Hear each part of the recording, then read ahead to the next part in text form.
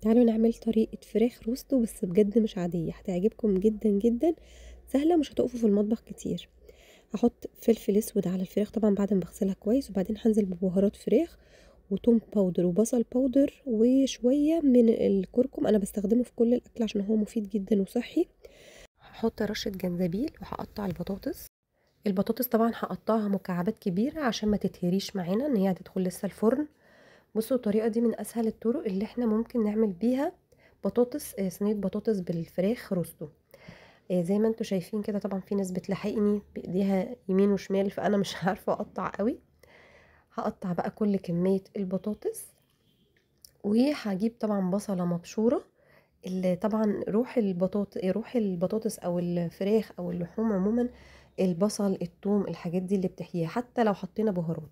هنزل بقى بشويه حاجات كده دلع، دي معلقتين كده صويا صوص، وهحط كمان شويه من دبس الرمان. بصوا دبس الرمان حلو قوي، عامل زي العسل الاسود كده بس مزز مش مسكر، فبيبقى حلو قوي كانكم عصرين ليمون يعني. هحط طبعا ملح، والفراخ كده تتظبط كويس بالملح، ما نحطش ملح قليل ولا كتير. وهنزل بشوية زيت علشان التحمير. هحط برضو حاجة كمان تديها لون حلو قوي، هي معلقتين كبار من الصلصة. والصلصة يا جماعة بجد بتغني عن الطماطم. هحط زبدية، الزبدي طبعا بتحافظ على طراوة لحم الفراخ او اللحمة. طبعا الزبادي انتوا مش هتحسوا بيها برضو خالص بعد لما تستوي، بس هي بتحافظ جدا جدا على اللحمة زي ما قلتلكوا. هنزل ببصلة مفرومة، وبعدين بقى ايه ميكس بقى كل ده مع بعضه، هنعجن نخلط كده كله مع بعضه عشان يتبل كويس جوه وبره. انتوا بقى عايزين تحت الجلد، انا ما حبيتش يعني احط تحت الجلد قوي، بس سبتها شويه في التتبيله دي، هي كده كده هتدخل لان انا هحطه بصوا من جوه تحت الجلد يمين شمال الاماكن اللي هي حوالين الورك دي. وبعدين هحط البطاطس زي ما انتوا شايفين، الناس اللي كانت بتلحقني قاعده هي بتحط معايا البطاطس. طبعا انا بتبل بس البطاطس وكده في الطبق ده، لكن طبعا استحالة ان احنا نسوي في حاجة صغيرة كده لان الفراخ نفسها بتنزل كمية مية كبيرة. فاحنا دلوقتي بقى هننقل كل الكلام الحلو ده في كيس حراري. الاكياس الحرارية يا جماعة المفروض ان هي صحية، بس طبعا انا مش بستخدم الموضوع ده كتير. بس هي تقدر تتعرض لدرجة حرارة. انما طبعا الاكياس العادية لا خالص، لازم كيس حراري مكتوب عليه ان هو بيدخل الفرن. حطينا بقى كده كل كمية البطاطس، هتبل كل ده. بصوا انا نقلته خلاص في الكيس الحراري.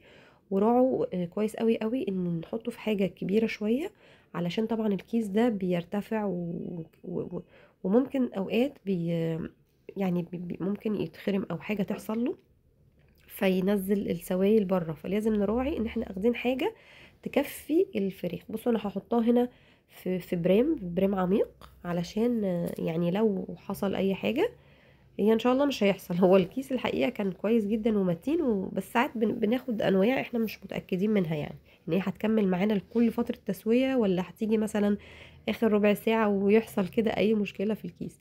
فبصوا انا حطيته في بريم اهو، اي حاجه تكفي ان لو حصل تسرب للسوائل تكفي طبعا، عشان ما نبهدلش بقى الفرن والدخان والحاجات دي. بس هندخل بقى خلاص كل ده الفرن، هتقعد ساعة ونص. تمام، هي ساعة تكون استوت خلاص، بس ساعة ونص بصوا هتكون بقى، يعني عايزة اقول لكم الفراخ مش مستحملة. انا بحب اللحوم والفراخ تبقى طرية. وبصوا بقى الجمال، هو عايزة اقول لكم ان هي مش محتاجة اصلا ان انا اشوي الوش بتاعها. بس طبعا احنا لو عايزين نحطها نفتحها بقى كده ونحطها تحت الشواية، تاخد لون الشوي يعني اكتر زي ما تحبوا. بس احنا زي ما انتم شايفين بصوا مش مستحملة خالص ان احنا نمسكها. بصوا طرية قد ايه.